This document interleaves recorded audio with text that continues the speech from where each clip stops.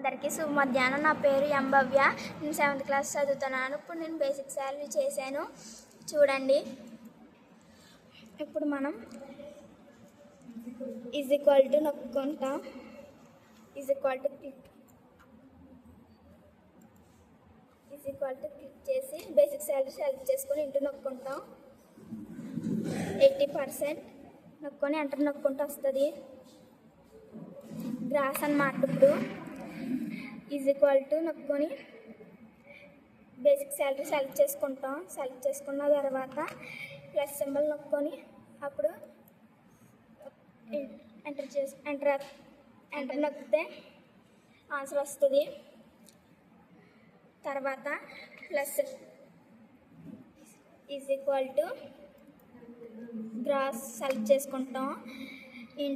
Into నొక్కొని 12% enter నొక్కితే answer వస్తుంది అన్నమాట.